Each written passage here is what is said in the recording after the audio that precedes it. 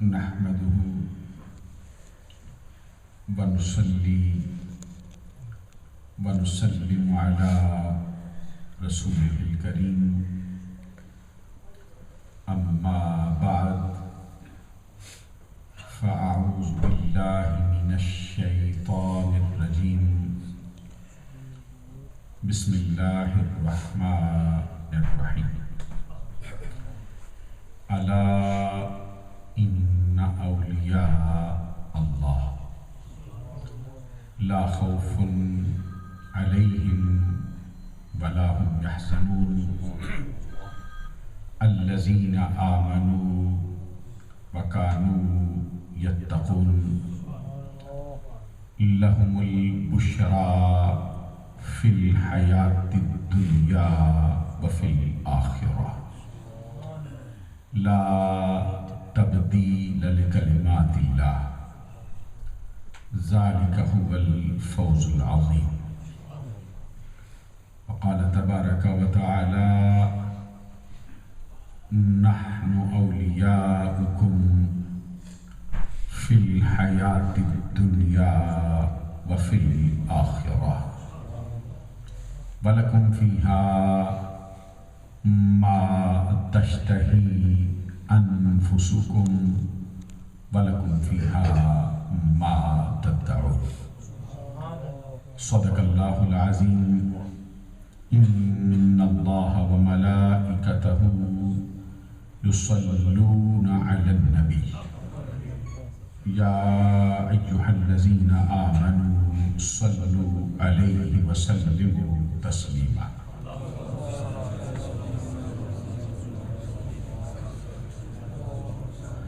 الصلاة والسلام عليك يا رسول الله وعلى آلك وأصحابك يا حبيب الله. الله رب محمد صلى عليه وسلم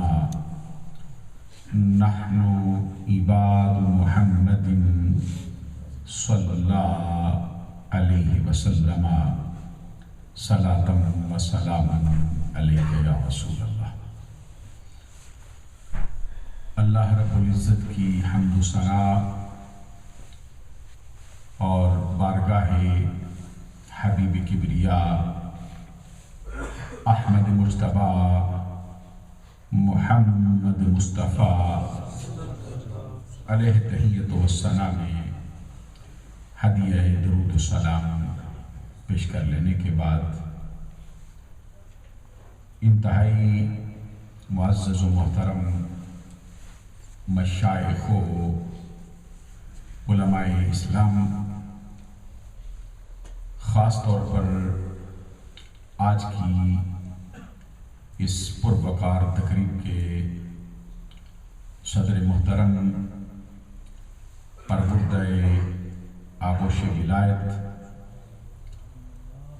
آفتاب طریقت، مہتاب شریعت، صوفی باصفا حضرت صاحبزادہ پیر ریاض احمد صاحب اسلمی نقشبندی مجددی دامت برکاتہم العالیہ والقدسیہ، زیب سجادہ آستانہ عالیہ شادپور شریف. آج کی اس پروقار تقریب کے مہمان خصوصی پروردہ آغوش ولایت، پیر طریقت، رہبر شریعت، صوفی باصفا حضرت صاحبزادہ رضا احمد صاحب اسلمی نقشبندی مجددی دامت برکاتہم العالیہ والقدسیہ. رونق محفل کشتہ عشق مصطفیٰ، پیکر اخلاص و محبت، صوفی باصفا حضرت صوفی عبدالرشید صاحب اسلمی نقشبندی مجددی دامت برکاتہم العالیہ والقدسیہ، رونق محفل پیر طریقت رہبر شریعت صوفی باصفا مرد درویش محترم المقام حضرت صوفی محمد اسلم صاحب اسلمی نقشبندی مجددی دامت برکاتہ، رونق محفل صوفی باصفا محترم المقام پیر طریقت حضرت صوفی محمد اکرم صاحب اسلمی نقشبندی مجددی دامت برکاتہ، انتہائی عزت و تکریم کے لائق واجب التعظیم لائق صد تکریم ذی وقار و ذی احتشام محترمی و مکرمی حاضرین و سامعین، آج کی یہ پروقار تقریب جس میں عمومی طور پر اولیاء کرام کا تذکرہ ہے اور خصوصی طور پر اولیاء کے سر کے تاج اور علماء ربانیین کے امام حضرت مجدد الفسانی شیخ احمد فاروقی سرہندی رحمۃ اللہ علیہ ورضی اللہ تعالی عنہ کا تذکرہ ہے۔ اس میں حاضری کا شرف و اعزاز حاصل کر کے میں اپنے طور پر بے حد مسرت اور خوشی کا احساس کر رہا۔ وجہ اس کی یہ ہے کہ جن ہستیوں کے ذکر کے لیے ہم جمع ہیں ان کے ذکر کی مقبولیت میں ذرا برابر شک نہیں کیا جا سکتا، اس لیے کہ ان کا ذکر بالواسطہ ذکر نبی، اور ذکر نبی حقیقت میں ذکر خدا ہے۔ مسند امام احمد بن حنبل جلد نمبر 4 میں صفحہ نمبر 312 حضرت عمرو بن جموح رضی اللہ تعالی عنہ ایک صحابی رسول ہیں، ان کی روایت سے ایک حدیث ہے۔ حضور نبی اکرم صلی اللہ علیہ وسلم نے فرمایا لا يحق العبد حقیقت الایمان حتی یغضب للہ ویرضى للہ فإذا فعل ذلك استحق حقیقت الایمان وأحبائی وأولیائی الذین یذکرون بذکری وأذکر بذکری۔ حضور نبی اکرم صلی اللہ علیہ وسلم کے اس فرمان کا مطلب یہ ہے، فرمایا کوئی شخص اس وقت تک ایمان کی حقیقت کو نہیں پا سکتا جب تک کہ اس کا ناراض ہونا اور اس کا راضی ہونا محض اللہ کے لیے نہ ہو جائے، جس کی رضا بھی اللہ کے لیے ہو، جس کی ناراضگی بھی اللہ کے لیے ہو، جس کی خوشی بھی اللہ کے لیے ہو، جس کا غصہ بھی اللہ کے لیے ہو۔ فَإِذَا فَعَلَ، آقا کونین صلی اللہ علیہ وسلم فرماتے ہیں جس نے ایسا کر لیا اس شخص نے ایمان کی حقیقت کو پا لیا۔ اور سنن نبی داؤد میں حضرت ابو امامہ بھالی رضی اللہ تعالیٰ عنہ کی روایت سے ایک حدیث ہے جس میں آقا کونین صلی اللہ علیہ وسلم فرماتے ہیں جس شخص میں 4 چیزیں پائی جائیں اس کا ایمان پائے تکمیل کو پہنچ گیا ہے۔ وہ 4 چیزیں کیا ہیں؟ حضور نبی اکرم صلی اللہ علیہ وسلم کا فرمان من احب للہ وابغض للہ واعطى للہ ومنع للہ فقد استکمل الایمان. حدیث سن کر ذرا سبحان اللہ اونچی آواز سے کہنا چاہیے. اور پھر اسلمیوں کا تو اپنا انداز ہے، اصل میں تو ہر وقت ہی رب کی رحمتیں برستی. نعرہ تکبیر، اللہ اکبر، نعرہ رسالت، یا رسول اللہ، نعرہ تحقیق، حق جاریہ، نعرہ حیدری، حضور خواجہ خواجگان زندہ باد، شادپور شریف زندہ باد، شادپور شریف زندہ باد، شادپور شریف زندہ باد. جو حدیث ابھی میں نے پڑھی ہے اس کا مطلب یہ ہے، حضور نبی اکرم صلی اللہ علیہ وسلم فرماتے ہیں جس کی محبت اللہ کے لیے، جس کی دشمنی اللہ کے لیے. معلوم ہوتا ہے کہ خدا کا ایک کونین کا حکم ہے کہ اللہ کے لیے محبت بھی ہوگی، اللہ کے لیے دشمنی بھی ہوگی، اللہ کے لیے راضی ہونا بھی ہوگا، اللہ کے لیے ناراض ہونا بھی ہوگا. من احب للہ وابغض للہ واعطى للہ ومنع للہ. جس کی محبت اللہ کے لیے ہو، جس کی دشمنی اللہ کے لیے ہو. اس سے معلوم ہوتا ہے کہ جس کا یہ نظریہ ہو کہ ہم صرف محبت کا پیغام دیتے، دشمنی کا نہیں دیتے، وہ اس حدیث کا مصداق نہیں بن سکتا. اور اللہ کے فضل و کرم سے امام ربانی مجد الفسانی کا یہی نظریہ ہے. محبت بھی اللہ کے لیے ہے، دشمنی بھی اللہ کے لیے ہے، ومنع للہ. جس کا دینا بھی اللہ کے لیے ہو، جس کا نہ دینا بھی اللہ کے لیے. معلوم ہوا دسترخوان وسیع کرتا ہے اللہ کے لیے، لوگوں کے لیے اپنا پیسہ پانی کی طرف بہاتا ہے اللہ کے لیے، تو کبھی مٹھیاں بند کر لیتا ہے پھر بھی اللہ کے لیے. فقد استکمل الایمان. اس میں شک نہیں، اس کا ایمان پائے تکمیل کو پہنچ گیا. اور جس کی محبت اللہ کے لیے ہو اس کو رب ذوالجلال کیا مرتبہ دیتا ہے. یہ موطا امام مالک میں حضرت معاذ بن جبل رضی اللہ تعالیٰ عنہ کی روایت سے حدیث ہے. حضور نبی اکرم صلی اللہ علیہ وسلم فرماتے ہیں میرا رب کہتا ہے وجبت محبتی للمتحابین فیہ والمتجالسین فیہ والمتزاورین فیہ والمتبادلین فیہ. حدیث سناتا ہوں تو پھر میں چاہتا ہوں آپ سبحان اللہ بھی وجد میں آنا ہے.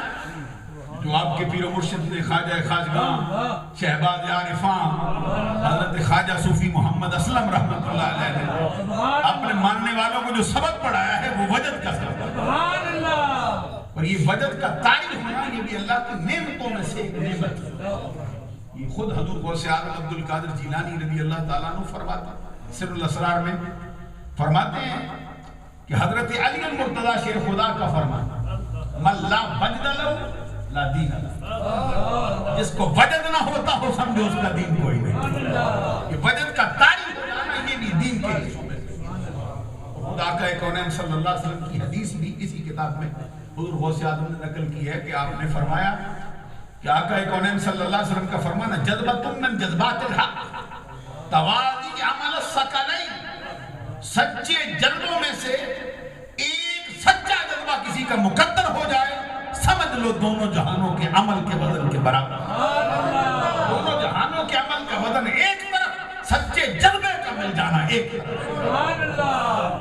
حدیث میں پھر پڑھتا ہوں آپ کو مدد کرنا چاہیے کیونکہ آپ اس کا مصداق ہونے کے لیے تیار بیٹھے.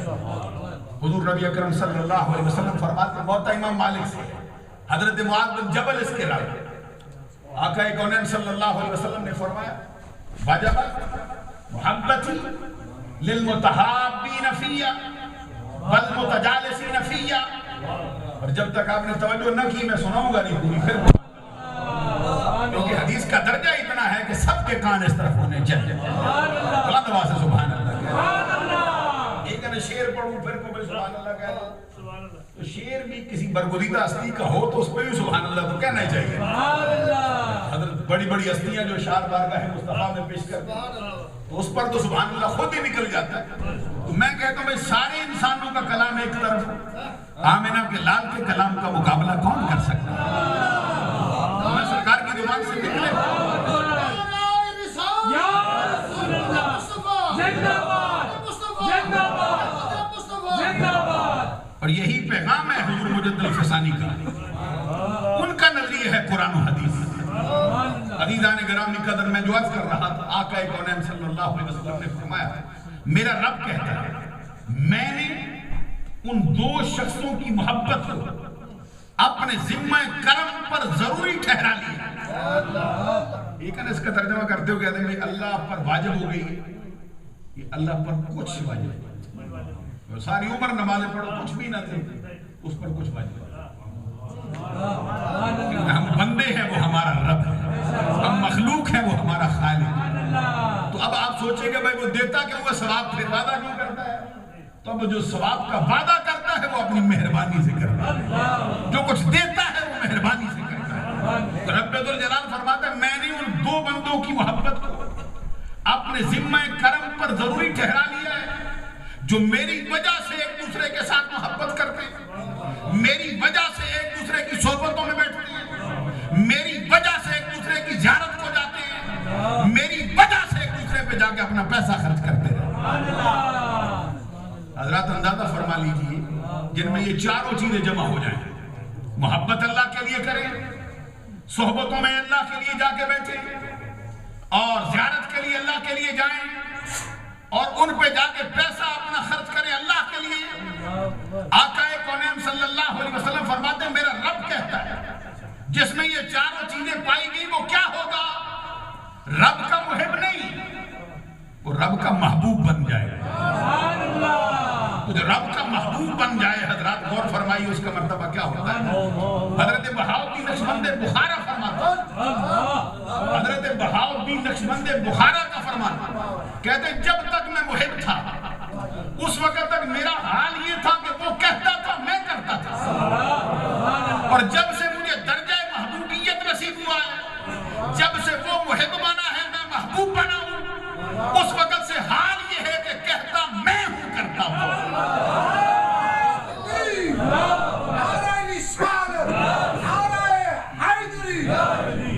یعنی اللہ کی خاطر دو بندے ایک دوسرے کی محبت میں بن جائیں تو اللہ تبارک و تعالیٰ کی محبوب۔ اور ایک اور بڑی مشہور حدیث ہے جس میں نبی اکرم صلی اللہ علیہ وسلم فرماتے ہیں لو ان عبدین اتحابا للہ عز وجل واحد فی المشرق وآخر فی المغرب لجمع اللہ بینہما یوم القیامہ ویقول الذی کنت تحبہ فیہ۔ حدیث سن کے سبحان اللہ کہنے کی عادت ڈال لیجئے۔ میں بار بار حدیث اس لیے سناتا جا رہا ہوں کہ آپ کو عادت پڑے حدیث ہی سننی کہ قرآن سننا ہے یا برامنا کے لال کا فرمان سننا ہے۔ حضور نبی اکرم صلی اللہ علیہ وسلم فرماتے ہیں اگر دو بندے ایک دوسرے کی محبت میں بند جائیں اللہ کی رضا، واحد فی المشرق وآخر فی المغرب، ایک رہتا ہوں مشرق میں دوسرا رہتا ہوں مغرب میں۔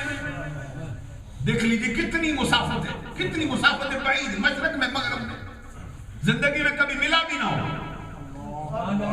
ملاقات بھی نہ کی ہو کبھی، محض اللہ کے لیے اس کی محبت میں گرفتار ہو گیا۔ ایک مشرق میں رہتا ہو دوسرا مغرب میں رہتا ہو، اگر یوں کہہ دیا جائے ایک رہتا ہو کیتھلے میں، ایک رہتا ہو بلیک برن میں، دوسرا رہتا ہو سرہند میں، ایک رہتا ہو بریڈ فورڈ میں، دوسرا رہتا ہو شاہپور میں۔ لو ان عبدین اتحابا للہ عز وجل واحد فی المشرق وآخر فی المغرب لجمع اللہ بینہما یوم القیامہ۔ اللہ ان دونوں کو اب دور دور رہنے نہیں دے گا، قیامت کے دن اللہ ہر صورت میں ان کو جمع فرمائے گا، اور جمع فرما کے کہے گا کہ وَيَقُولُ الَّذِي كُنْتَ تُحِبُّهُ فِيَّ۔ پھر آپ کو اپنا تعارف کروانے کی ضرورت نہیں ہوگی میں شادپور والوں کا ہوں، آپ کو کہنے کی ضرورت نہیں۔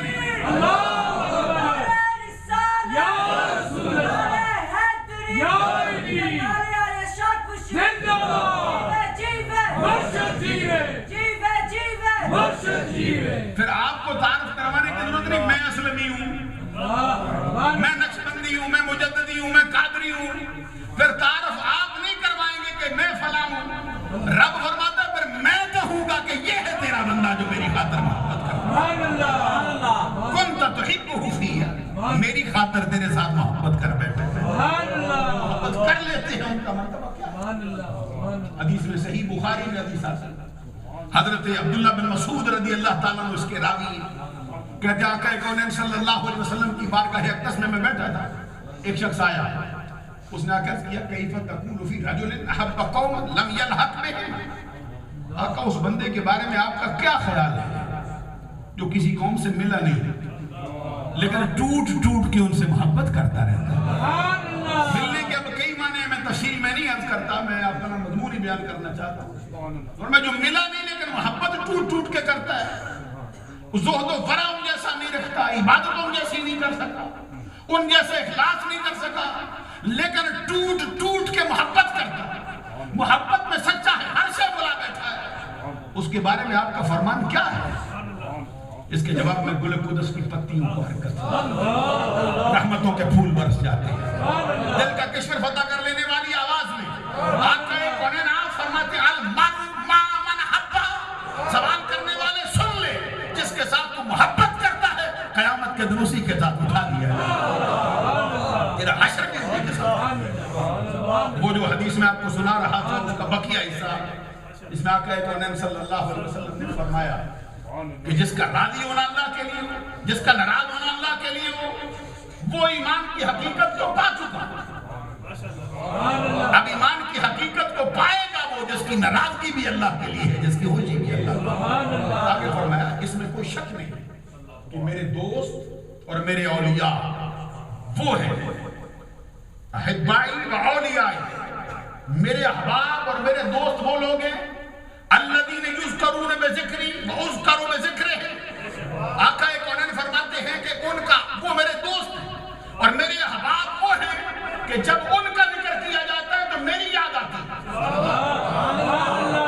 اور جب میرا ذکر کیا جاتا ہے تو پھر ان کی یاد آتی ہے، کیونکہ یہ سرکار نے فرمایا ان کا ذکر میرا ذکر ہے، میرا ذکر ان کا ذکر۔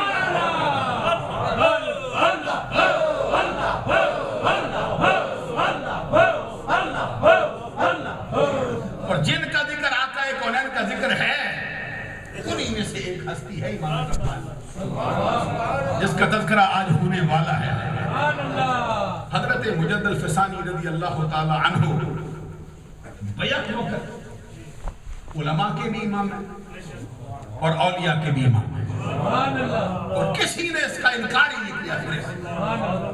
اس میں شک نہیں کہ مجدد بہت سی ہستیاں ہوئی، اعلیٰ حضرت امام احمد رضا رحمت اللہ علیہ اللہ تبارک و تعالیٰ کے سچے برگزیدہ بندے، اور ان کی مجددیت پر اہل سنت بریلوی مسلک کا اجماع ہو چکا ہے، باقاعدہ طور پہ کوئی انکار نہیں کرتا، لیکن مجد الفسانی ایسی ہستی ہے، مجد الفسانی ایسی ہستی ہے جس کو صرف بریلویوں سنیوں نے نہیں مانا، وہاں پر تو دیوبندی بھی مان چکے ہیں، وہاں بھی غیر مکلف بھی اس کو نواب صدیق حسن بھوپالی کا بھی کلام۔ ابھی آپ سن رہے تھے کہ حضرت شاہ ولی اللہ محدث دہلوی نے یہ جملہ کہا، انہوں نے فرمایا لا یحبہ الا مومن تقی ولا یبغضہ الا فاجر شقی۔ حضرت شاہ ولی اللہ نے کہا تھا خدا کی قسم مجدد الفسانی سے سچی محبت سوائے مومن پرہیزگار کے کوئی کاری نہیں، مجدد الفسانی سے دشمنی سوائے فاجر اور شقی اور بدبخت کے بغیر کوئی کاری نہیں۔ ان کی محبت علامت ہے متقی ہونے، ان کے ساتھ پیار کی پیگے بڑھا لینا ایمان، یہ نشانی ہے مومن ہونے، اور ان کے ساتھ دشمنی رکھنا یہ بغض ہے، مرافقت، ان کے ساتھ مرافقت رکھنا یہ بدبخت ہونے کی اور شقی ہونے کی۔ حضرت مجد الفسانی رضی اللہ تعالیٰ عنہ کا جو سلسلہ نسب ہے ابھی اس کا اجمالی سا بیان ہمارے ایک ساتھی نے فرمایا، میں بھی اس کو تھوڑا سا بیان کرنا چاہتا ہوں آپ کی خدمت میں۔ 36 واسطوں کے بعد آپ حضرت فاروق اعظم سے ملتے ہیں، حضرت فاروق اعظم رضی اللہ تعالیٰ عنہ کے بیٹے حضرت عبداللہ بن عمر رضی اللہ تعالیٰ عنہ، جو ہستی صحابہ کرام میں فاروق اعظم رضی اللہ تعالیٰ عنہ کے بیٹے عبداللہ بن عمر، ان کی اسلامی خدمات کے حوالے سے ان کا درجہ بھی بہت اونچا، بہت بڑے محدث اور فقیہ ہستی ہے حضرت عبداللہ بن عمر رضی اللہ تعالیٰ۔ ان کی شادی حضرت امام حسن کے گھر میں، امام حسن مجتبی جو حضرت علی شریف خدا کے بیٹے ہیں، ان کے بدن سے ایک شخص پیدا ہوا جن کا نام ہے حضرت شیخ ناصر۔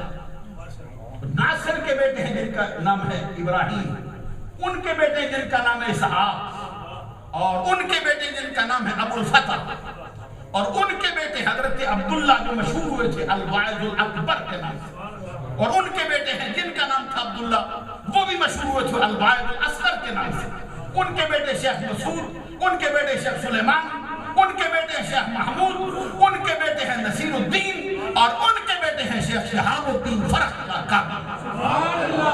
یہ سرزمین کابل کے بادشاہ گزرے، اور انہی کی نسل سے آئے حضرت شیخ فرید الدین گنج شکر۔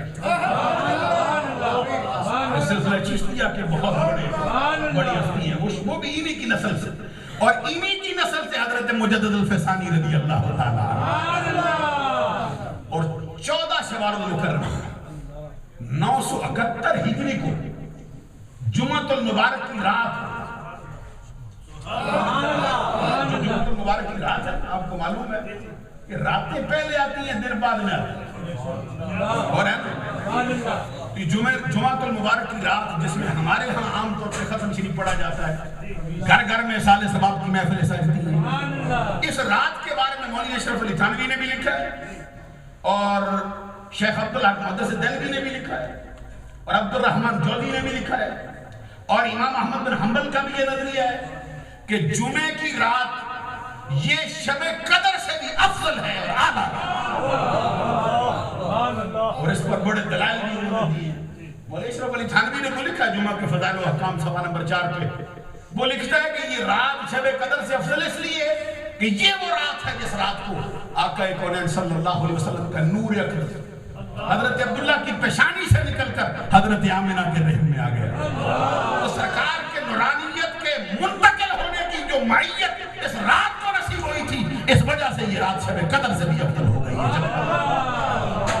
یہ جمعے کی رات کو آدھی رات کے وقت حضرت شیخ عبد الاحد، آپ کے والد محترم کا اسم گرامی ان کی لابد آپ کے دادا جان حضرت شیخ زین العابدین، اور ان کے والد محترم جن کا اسم گرامی حضرت شیخ عبد الحی، یہ سلسلہ پھر آگے ادھر ہی چلتا ہے شیخ شہاب الدین فرخ قابلی تک۔ تو یہ جو ہستی ہیں حضرت شیخ عبد الاحد، وقت ہے تھوڑا سا، شیخ عبد الاحد یہ بذات خود 3 سلاسل سے خلیفہ معزون تھے۔ کہیے سبحان اللہ۔ 3 سلسلوں سے شیخ عبد الاحد جو ہے وہ خلیفہ معزون تھے، کسی چھوٹے چلتے پھرتے بندے بھی خلیفہ نہیں تھے۔ ان کو سلسلہ عالیہ سہروردیہ سے بھی خلافت تھی، سلسلہ عالیہ قادریہ سے بھی خلافت تھی، اور سلسلہ عالیہ چشتیہ سے بھی خلافت تھی۔ حضرت عبد الاحد حضور مجدد الفسانی کے والد محترم، انہوں نے اپنے بیٹے کو سب سے پہلے سلسلہ چشتیہ میں بیعت کیا، سلسلہ قادریہ میں بیعت کیا، اور سلسلہ عالیہ سہروردیہ میں بیعت کیا، اور جو خلافت تھی ان کو اس سلسلے کے بزرگوں سے ملی تھی وہ اپنے بیٹے کو عطا فرمائی۔ تو بذات خدا حضرت عبد القدوس گنگوہی جو سلسلہ عالیہ چشتیہ صابریہ سے خلیفہ تھے، ان کے وہ عبد القدوس گنگوہی کے مرید خاص تھے اور ان کے بیٹے کے خلیفہ تھے۔ عزیزان گرامی قدر جو بات میں عرض کرنا چاہتا ہوں، 3 سلسلے اپنے والد محترم کی طرف سے ان کو ملے، اور خود ایک مقام پہ، اور ویسے حضرت مجدد الفسانی 16 سلسلے، 16 سلاسل معروف اور غیر معروف سلسلے ان سے خلیفہ معزون تھے، بیعت کرتے تھے آگے جا رہے۔ حضرت مجدد الفسانی رضی اللہ تعالیٰ عنہ آپ خود فرماتے ہیں، یہ دفتر سوم میں مکتوب نمبر 87 اپنے بارے میں آپ فرماتے ہیں، کہتے ارادت من محمد الرسول اللہ صلی اللہ علیہ وسلم بوسائط کثیرہ، الفاظ کی طرف توجہ فرمائی، فرماتے در طریقہ نقشبندیہ، در طریقہ نقشبندیہ بست و یک واسطہ درمیان است، و در طریقہ قادریہ بست و پنجہ پنج، اور در طریقہ چشتیہ بست و ہفت۔ آپ فرماتے ہیں مجھ کو آقا کونین صلی اللہ علیہ وسلم کے ساتھ ارادت ہے، اور مجھے جو فیض نصیب ہوا ہے سرکار کا وہ بہت سے واسطوں سے ہوا ہے، اس کے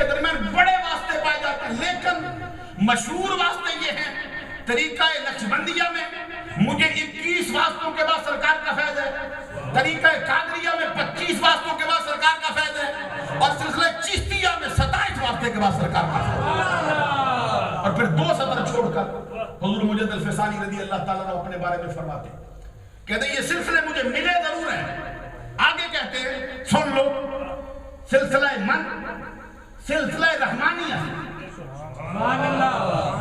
کہتے ہیں میرا اپنا سلسلہ جو ہے وہ سلسلہ رحمانی ہے، براہ راست تو مجھے رب ذوالجلال نے عطا فرمایا، اور اس میں فرماتے ہیں اس لیے کہ من عبد الرحمن است، اس لیے کہ میں رحمان کا بندہ ہوں، اور فرماتے ہیں امچے رب من رحمان است، اس لیے کہ میرا رب جو ہے وہ رحمان ہے، اور خود آگے فرماتے ہیں وہ مربی ارحم الراحمین، کہ میری تربیت کرنے والا خود رب ذوالجلال کی ذات ہے،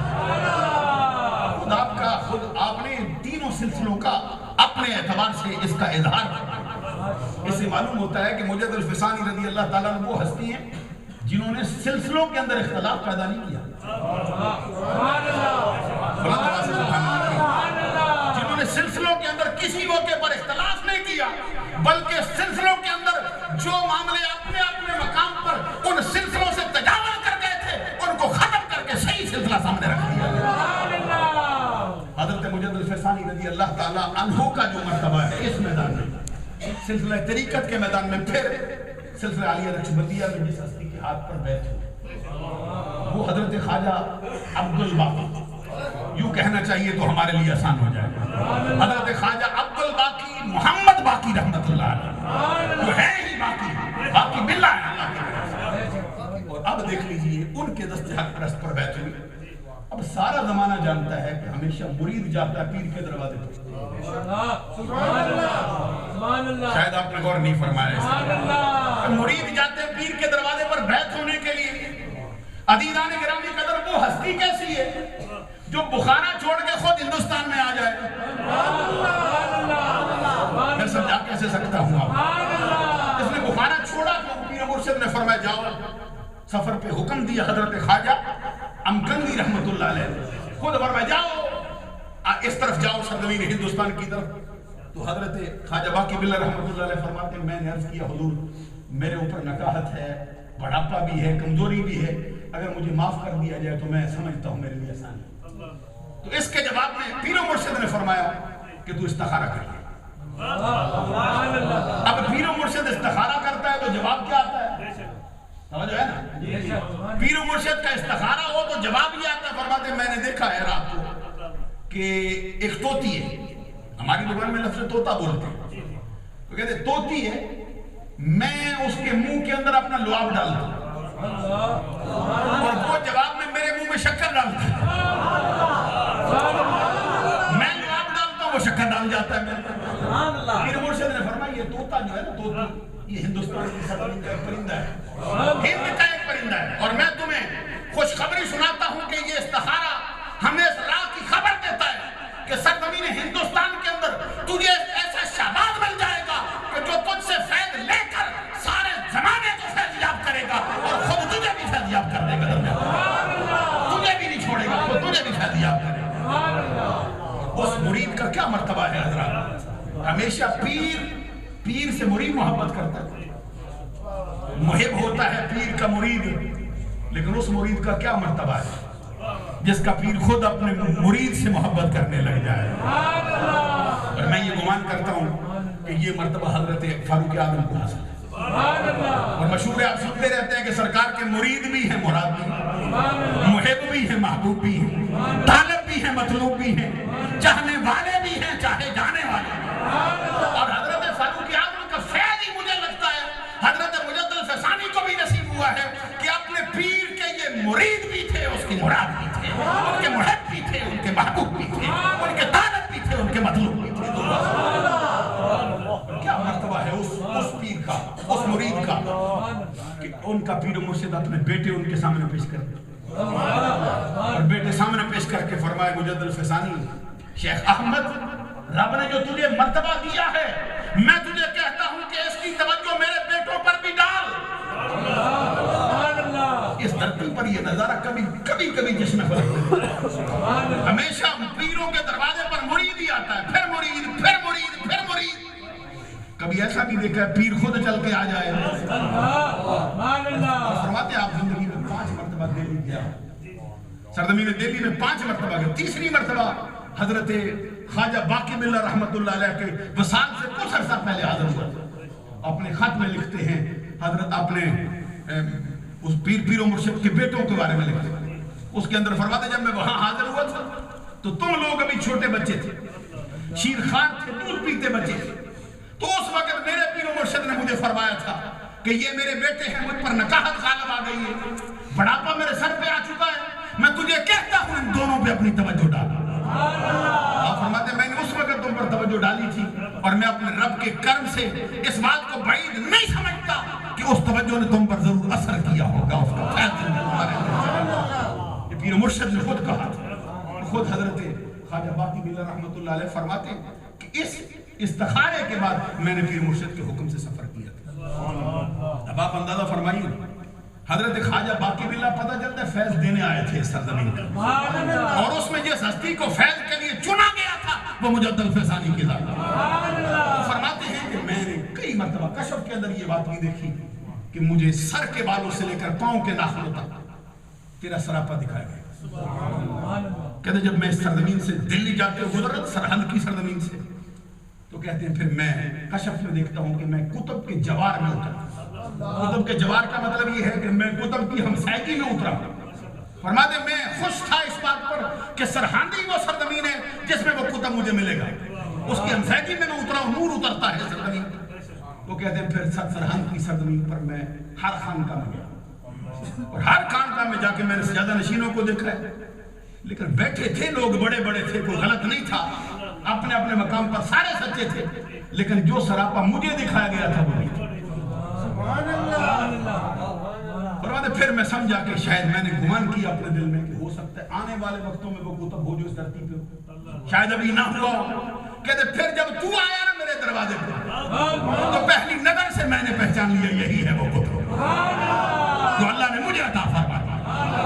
عزیزان گرامی قدر حضرت خواجہ باقی باللہ رحمت اللہ علیہ سے جو فیض آپ کو ملا ہے آپ نے اپنے اپنے مقام پر سارے سلسلوں کو سچا کہا، لیکن مکتوبات شریف کے اندر دفتر سمم کے اندر ہی آپ ایک مقام پہ فرماتے بجان کے طریقہ اقرب است، طریقہ کی اقرب است. خود حضرت مجدد الفیضانی فرماتے کہتے طریقے تو سارے سچے ہیں لیکن میں کہتا ہوں جو میرا مشاہدہ ہے، میرا حسن ظن یقین کی حد تک اس کے اندر سب سے اونچا سلسلہ کون سا ہے.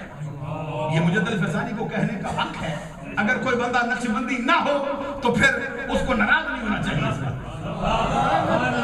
کیونکہ ہر شخص کو یہ نظریہ رکھنا چاہیے کہ میرا نظریہ اونچا ہے، اسی سے بہتر رہ سکتا ہے. اس کے اندر وہ فرماتے ہیں، آپ فرماتے ہیں، ان کے الفاظ ہیں مکتوبات شریف دفتر سوم کے اندر فرماتے ہیں اقرب فرماتے اسبق اوسط و اوفق اسلم و احکم اصدق و اول اعلی و ارفع و اجل و اکمل سلسلہ عالیہ و سلسلہ اولیاء سلسلہ نقشبندیہ. فرماتے میں نے دیکھا ہے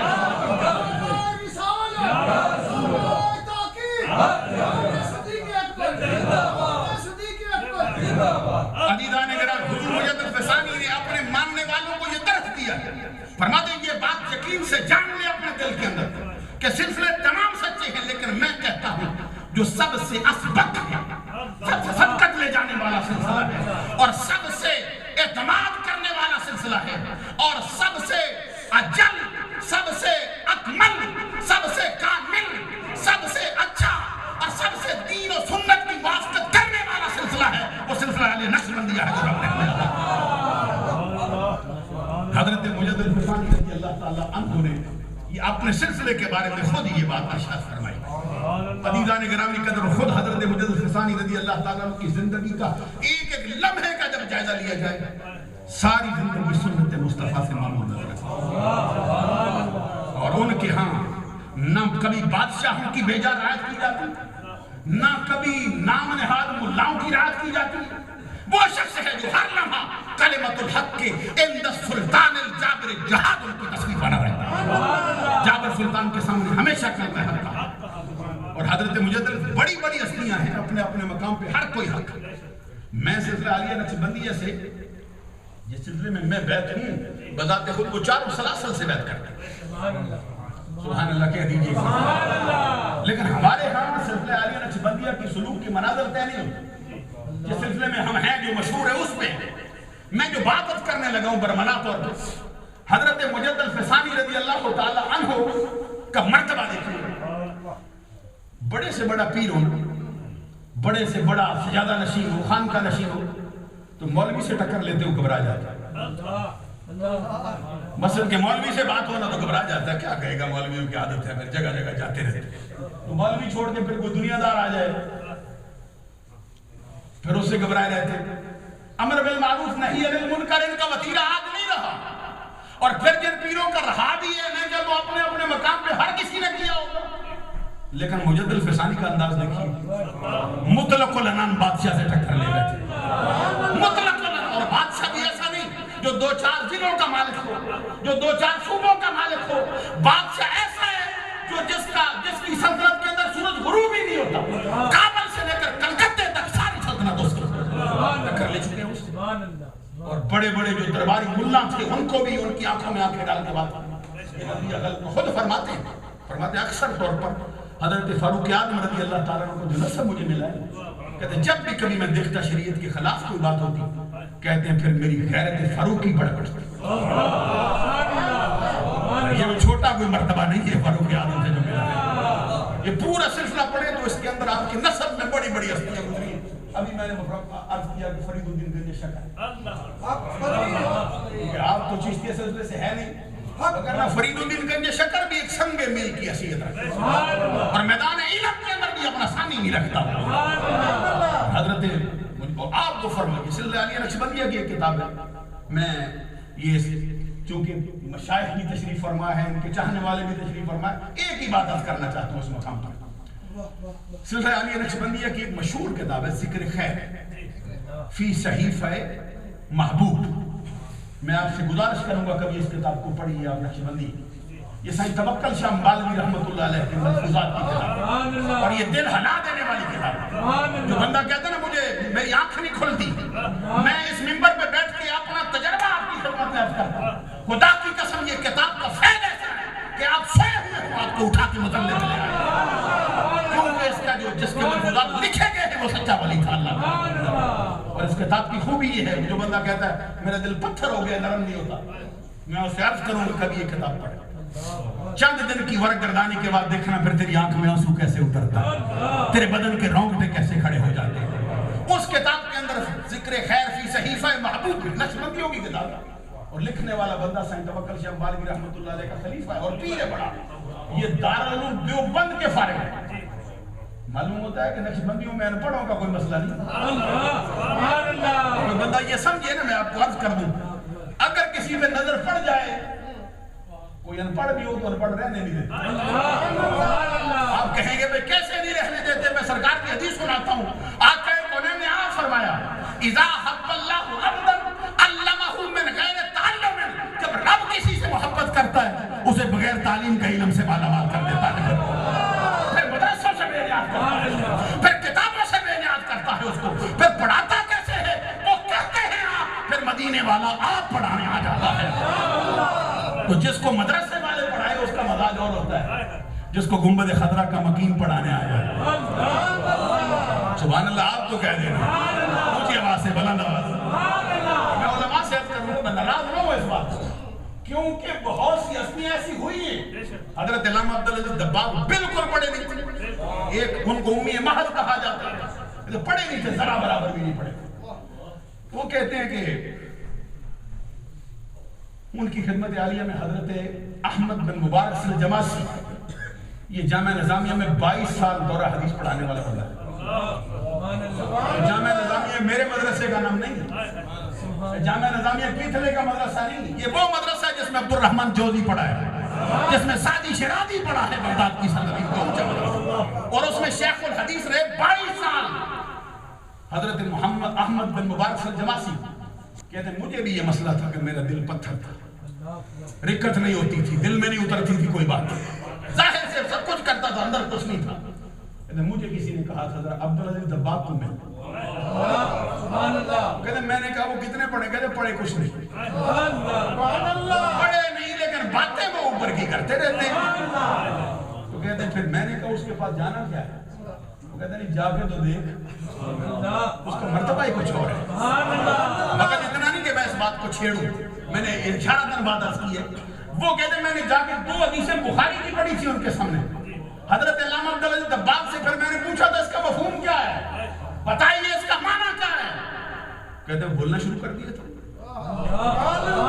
احمد بن مبارک صاحب جماعتی لکھتے ہیں اس مقام پر کہ جب میں نے اپنے پیر و مرشد سے بیعت ہونے سے پہلے پوچھا تھا، اور یہ ایک بات جو ہے وہ عبری شریف کے اندر موجود ہے، کوئی پڑھ کے وہ کہتے ہیں میں سوال کرتا تھا وہ بولتے جاتے تھے، میں سوال کرتا تھا وہ بولتے جاتے تھے۔ وہ کہتے ہیں یہ جو وہ پڑھاتے تھے نہ میں نے کسی کتاب سے پڑھا نہ میں نے کسی استاد سے سنا۔ کہتے ہیں عجیب ہی کوئی بات تھی۔ کہتے ہیں میں سوال جب مکمل ہو گیا ان کا جواب تو میں نے پوچھا کہ آپ نے کہاں سے پڑھا؟ مدرسے میں تو آپ گئے نہیں، کسی استاد کے سامنے زام و تلمس تو آپ نے طے کیے نہیں، پھر پڑھ کیسے گئے؟ کہتے اس لیے کہ مجھے آمنہ کے لال آپ پڑھاتے ہیں۔ اور کہتے میں نے ایک سوال کیا تھا بخاری سے اٹھا کے، میں نے کہا یہ سوال اس کا جواب دو، تو کہتے انہوں نے جواب سامنے رکھ دیا۔ تو میں نے کہا کہ آپ کا جواب صحیح ہے؟ کہتے صحیح ہے۔ جبکہ امام بخاری نے اپنی کتاب میں ایک بڑی ہستی کا نام لے کے، میں جان بوجھ کر کیونکہ وقت اتنا نہیں مگر نہ کھول کے بتاتا تو نام لینا چاہیے۔ کہتے میں نے کہا ان کو نہیں آیا تو آپ کو کیسے آ گیا؟ ان کے جواب کو سرکار نے فرمایا تھا کہ تجھ سے تھوڑی سی خطا ہو گئی ہے، جواب دیتے ہیں تھوڑا سا سچ کہہ گیا، تھوڑا سا تجھ سے خطا ہو گئی۔ کہتے جب ان کو نہیں آیا تو آپ کو کیسے آ گیا؟ کہتے ان کو آتا تھا لیکن جب کوئی سرکار سے ہٹا کے پوچھتا نا، سرکار کے سامنے جواب دینے لگ گئے تھے، اس لیے سرکار کے انوار ایسے برستے تھے کہ علم بھول جاتا تھا بندے۔ کہتے یہ بھی ان کا حوصلہ ہے جو اتنا صحیح کر گئے، اور کوئی ہوتا تو اس کا علم تو بجھ ہی جاتا تھا مصطفیٰ کے دروازے پر۔ تو کہتے رہ گئی میری بات، کہتے ادھر دیکھ نا ذرا نظر اٹھا کے، یہ سرانے آمنہ کا لال آپ کھڑا ہے، تو سوال کرتا ہے یہ بتاتے ہیں میں تجھ تک پہنچاتا ہوں۔ اس لیے میں یاد کرتا ہوں کہ کوئی سلسلے کے ساتھ سچا وابستہ ہو جائے تو پھر سلسلے والے اس کو انپڑھ رہنے نہیں دیتے۔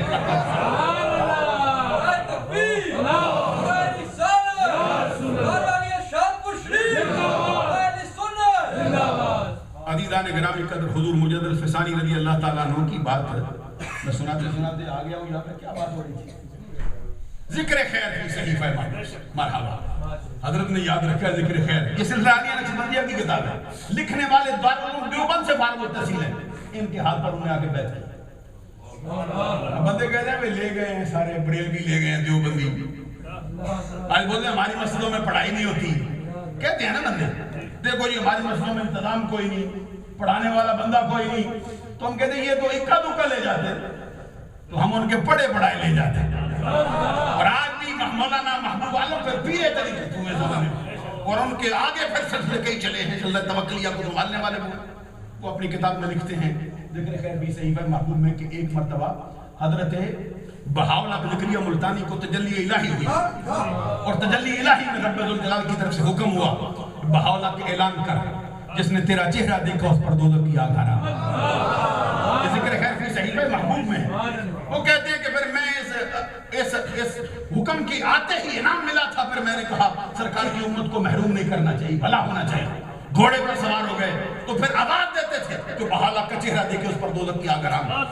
دقائق الاخبار میں امام غزالی رحمۃ اللہ علیہ نے وہ حدیث بھی نقل کی، سرکار خود فرماتے ہیں برگزیدہ بندے کا چہرہ دیکھے تیرا ایمان تازہ ہو جائے گا، برگزیدہ بندے کی صحبت میں بیٹھے تجھے وہ راستہ مل جائے گا کہ تو جنتی ہو جائے گا۔ کہتے وہ چلتے چلتے پھر اس شہر میں آئے تھے جس میں فرید الدین گنج شکر رہتے تھے، زور کی نماز کا وضو کر رہے تھے، تو آپ نے اپنے خادم سے فرمایا جو آواز میرے کان میں پڑتی تو سنتا ہے؟ اس نے کہا حضور سنتا ہوں۔ آپ نے فرمایا کیا آواز آتی ہے؟ وہ کہتا ہے آواز آتی ہے جو بہاؤاللہ کا چہرہ دیکھے اس پر دوزخ کی آگ حرام۔ تو آپ نے فرمایا پھر میں تجھے کہتا ہوں یہ آواز سچی ہے، بہاؤاللہ خود نہیں کہتا، رب کے حکم سے کہتا ہے۔ ساتھ فرمایا جا تو بھی دیکھا ہے ان کا چہرہ۔ معلوم ہوا کہ چشتی ہو سہروردیوں سے منع نہیں کرتا، سہروردی ہو نقشبندیوں سے منع نہیں کرتا، فرماتے یہ آواز سچی ہے جا دیکھا۔ اب وہ مرید جو حضرت فرید الدین گنج شکر کے دروازے پہ رہا ہو وہ کہتے ہیں حضور یہ امر وجوب کے لیے یا امر اباحت کے لیے؟ یہ امر وجوب کے لیے ہے، امر اباحت کے لیے، اس کا معنی یہ ہے وجوب کے لیے ہو تو جانا ضروری ہے، اباحت کے لیے ہو تو آسانی سے یہ سمجھا جا سکتا ہے کہ جائز ہے جانا، جاؤں نہ جاؤں میری مرضی، اختیار دے دیا آپ نے فرمایا امر وجوب کے لیے نہیں، یہ امر اباحت کے لیے، تیری مرضی پہ چھوڑتا ہوں۔ اب مرید بھی ان کا تھا، کھڑا ہو کے عرض کرتا حضور یہ بات تو سچی ہو گئی کہ جو بہاولہ کا چہرہ دیکھو اس پر دوزخ کی آگ حرام ہوتی ہے، میں یہ پوچھتا ہوں جو فرید الدین کا 12 سال سے دیکھے، ابھی سبحان اللہ کہو نا اس بات، ہمارے سینے میں بھی ٹھنڈ پڑ جائے اس بات۔ آپ نے فرمایا، اس نے عرض کیا حضور یہ فرمائیے جو بہاولہ کا چہرہ ایک مرتبہ دیکھے اس پر دوزخ کی آگ حرام ہوتی ہے، جو فرید الدین کا 12 سال سے دیکھے، صبح و شام ان کے ساتھ نمازیں بھی پڑھے، تہجد کے لیے بھی اٹھے، وضو بھی کروائے، اس کا کیا بنتا ہے؟ بس اتنا کہنا تھا نا، پھر طبیعت میں جلال کی کیفیت آ گئی، آنکھوں میں سرخی کے ڈورے دوڑنے لگ گئے۔ فرمایا بہاولہ کو تو ایک مرتبہ ہوئی ہے تجلی، اور وہ بھی میں نے عرض کیا مولا ان کو بھی دے کہ یہ میرا ساتھی ہے، محروم نہ رہ جائے۔ کہتے رہ گیا فرید الدین، مجھے ایک تجلی نہیں، ایک دن کے اندر 12,000 تجلیاں ہوتی ہیں، ہر مرتبہ رب کہتا ہے فرید الدین اعلان کر جس نے تیرا دیکھا ہوتا۔ یہ بھی حضرت فاروق اعظم کی نسل سے آئے ہوئے نعرہ تکبیر، نعرہ رسالت، حق فرید، حق فرید، حق فرید۔ اور سلسلہ عالیہ نقشبندیہ مجددیہ میں حضرت امام ربانی مجد الفسانی شیخ احمد فاروقی سرہندی نے جو بادشاہ وقت کے ساتھ ٹکر لیا حضرات، میں تو یہ سمجھتا ہوں کہ یہ اکیلی ہستی ایک پوری جماعت کا کام کر گئی، شاید